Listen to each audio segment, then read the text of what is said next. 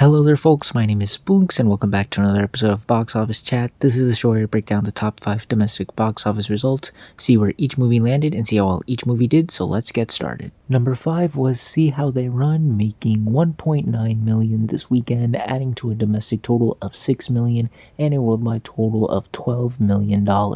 So kind of a interesting thing about this ranking here is that when the estimates came on Sunday, it was Pearl that was actually number 5 and See How They Run that was at number 6, but I guess a lot of people decided to go check it out on Sunday to give this movie the boost over Pearl, which is quite interesting. And also interesting to note is that the film had a really solid hold of just 36% from last weekend, which is pretty good given the opening weekend, and it seems that the film's audience is spreading the word. But that's really about all the positives I can say about this movie. It's still not really bringing anything new to the table here.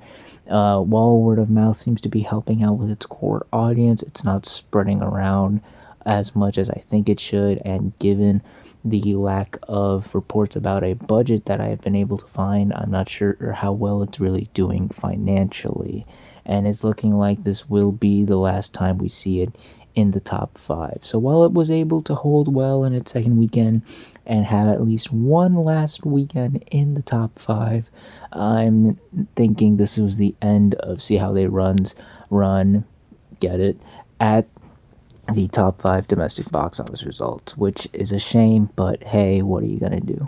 Number 4 was Barbarian, making $4.8 million this weekend, adding to a domestic total of $28 million and a worldwide total of $29 million. So Barbarian continues to hold really well. It dipped 26% from last weekend, which, given the nature of this movie and the fact that it is just a horror movie, is outstanding.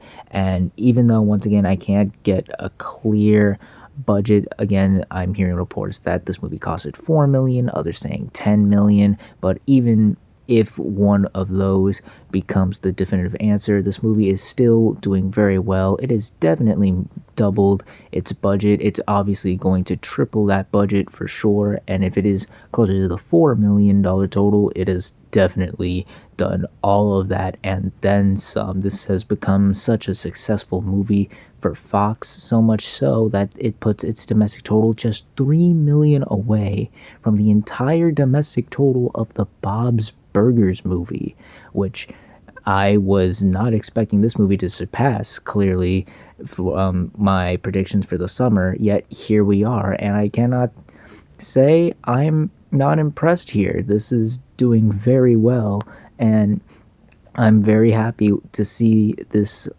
dark, twisted little horror movie become quite the hit for Fox at a time where they probably need one before Avatar comes out, which the first one we'll get to in a jiffy. But yeah, this movie is still doing very well, and I'm happy that it is doing as well as it is. However, this weekend will be an interesting weekend to see where it goes from here, because I think it can both benefit itself and hurt itself. The way it can benefit itself is the fact that it is the start of October, aka spooky month, and many fans of Halloween are probably looking for a dark, twisted horror movie to get to the spirit of the holiday, and I think because of that, this movie might get a bit of a boost from that at least and hold well for the coming weeks early in October. However, where it could hurt itself is that there is in fact another horror film coming out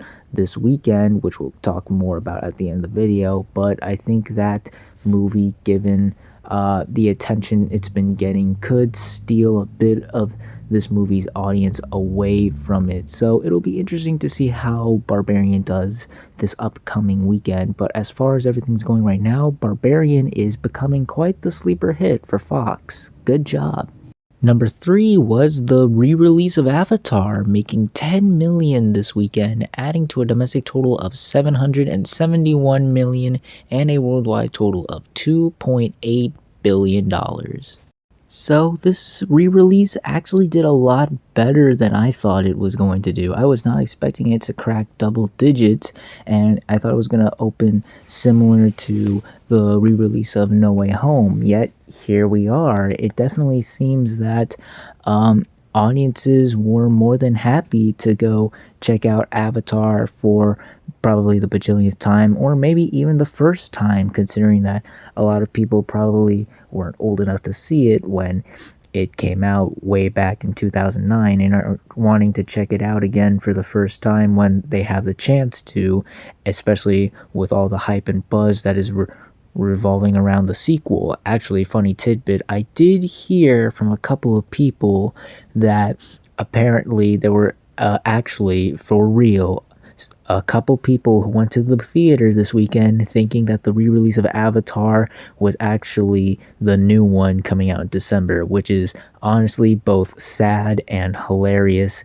But even with that little tidbit, that also kind of helped it out this weekend and push it even more to making even more money for itself. As believe it or not, while this opened in third place domestically, it was actually the biggest movie of the weekend worldwide, making way more than the top two films domestically, which is quite impressive. Not only are the Americans getting pumped up for the sequel, so is everyone else around the world, which is very impressive. We'll see if it has strong legs. I gotta be honest, I think it's going to plummet after this weekend, not because, well, it is just the re-release of Avatar, but the fact that it was able to do as well as it did this weekend, not only is quite impressive, but once again adds on to the hype and the huge anticipation for the sequel. So, good job, Avatar. Number 2 was The Woman King, making 11 million this weekend, adding to a domestic total of 37 million and a worldwide total of 38 million dollars. So as you can see, it was a pretty competitive week for the third and second place spots domestically, as there is just a $1 million difference between The Woman King and Avatar's weekend totals, but The Woman King was able to prevail and claim the second spot, which is very solid. It only dipped 42% in its second weekend, which is very good for this film. The fact that it's aimed at a much more older audience, it's kind of a historical epic drama released at a time where there really wasn't much more competition, and the fact that it got an A+ cinema score, this is a pretty solid second weekend, and it pushed its domestic closer a couple $1 million more to its initial production budget of $50 million, which I think this movie is going to surpass in the coming weeks. I think word of mouth is going to really help this movie out for sure. It will be interesting to see how far that word of mouth will go, because we are definitely climbing out of the slog we were a couple weeks ago, and many more movies are starting to come out as we enter into the fall, and it'll be interesting to see if this movie will still be able to put up a good fight.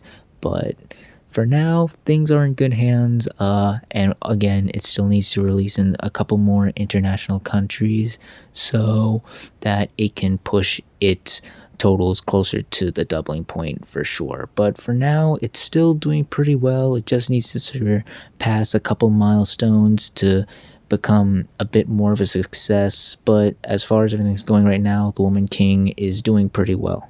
And finally, let's end the video off with the number 1 movie of the weekend, which was Don't Worry Darling, opening with 19 million this weekend domestically and 30 million worldwide.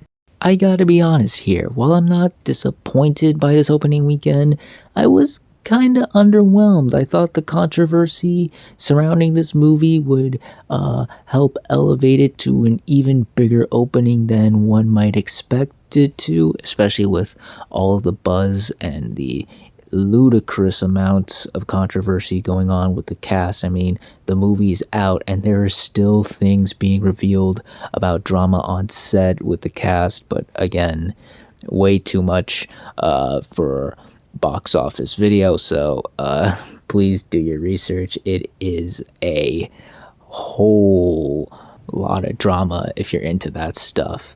But regardless, this is still a pretty solid opening weekend, as the budget was only $35 million and it's already at 30 million worldwide, so it's got a good shot at surpassing that budget worldwide probably in the next coming days, and it should surpass that total domestically by the end of the week for sure. This opening is pretty solid. They really marketed the hell out of this movie, and again, the controversy and the buzz leading up to it helped out a lot and pushed it to become a pretty solid opening weekend, even if I was a bit underwhelmed by it. I'm still pretty satisfied, and I'm sure Warner Brothers is satisfied with this opening. The fact that it even got close to its initial production budget worldwide, especially all the trouble they are in financially, and just running a major movie studio, like a regular major studio. I think they're more than happy with how this movie is doing. What's interesting about it, though, is the word of mouth from audiences. This did not do what The Woman King did last weekend, that's for sure, as it received a B- on Cinema Score, which is definitely not good, especially for this type of film. I kind of expected it to get a little mixed, but even I wasn't expecting like a B-. Yikes. So it'll be interesting to see if this movie is way more front-loaded. It'll be interesting to see the drop-off and how it faces off against other movies in the coming weeks, and if it really was just the drama that helped it out, or maybe just Harry Styles fans. I don't really know, because reviews from critics were terrible, and even audiences are a bit mixed on the film. So we'll see where this goes. Maybe it can surprise us, be the hit that Warner Brothers desperately needs until Black Adam in a couple weeks. But as far as its opening weekend, it's fine. It's off to a very okay start. Hopefully it can manage to do better than just fine in the coming weeks. I have my doubts about that, but as far as the opening weekend goes, it's in a good spot, to say the least. And those are the top 5 domestic box office results for this weekend, but we're not quite done yet, as we've got another week ahead of us and new movies hitting theaters. And this weekend we have 2 new major wide releases hitting theaters, the first being Bros. This film is a first of its kind, as it is not only the first gay rom-com to be given a wide theatrical release by a major Hollywood studio, but it's also a movie where pretty much the entire cast is a member of the LGBTQ community, which is something to be notable about, something to praise, definitely, for sure. And I could see this movie going one of both ways. Where I think this movie can succeed is because of the marketing, which has been very solid. They've actually been doing a fantastic job promoting this, in my opinion. They've been doing a lot of ads everywhere, and they actually had some promotions during some big events like the VMAs, the new season of Big Brother, and even The Bachelorette, for sure. And even Billy Eichner himself posted his first Billy on the Street in 3 years, which I was happy about, given I'm a fan of Billy on the Street. Also, the fact that reviews were extremely positive. Some people are calling this one of the best films of the year, funny, heartfelt, so on and so forth.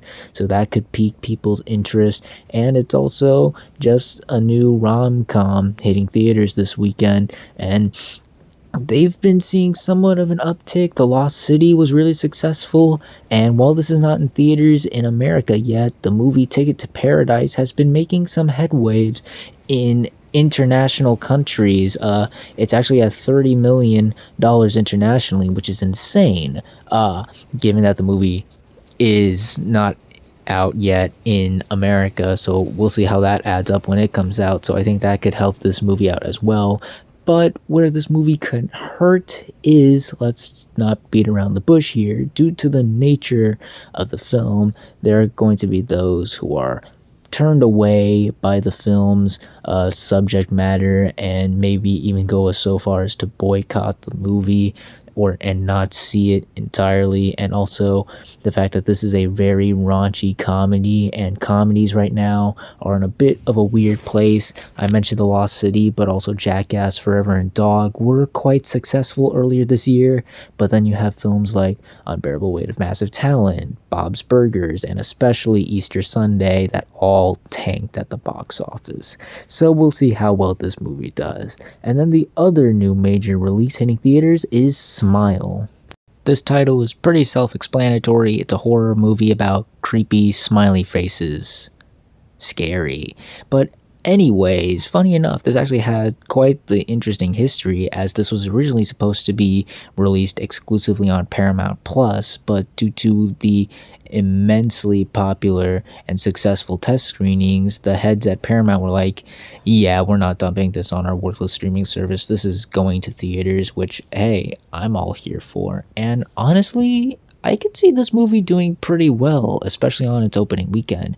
Once again, the marketing has been very solid. I've been seeing tons of ads for it everywhere, and they've actually been doing a lot of really fun promotions. Like, there was this sports game, I think it was one of the Major League Baseball games, and they hired a couple of actors to sit at the bleachers and stare directly at the camera with creepy smiling faces, which is honestly brilliant. That's a great way to promote the movie, honestly, and a really fun way to get the word about the movie. Speaking the word about the movie, I also think the buzz is pretty strong with the movie. I've been hearing a lot of people talk about it and interested in, whether it be unironically or ironically.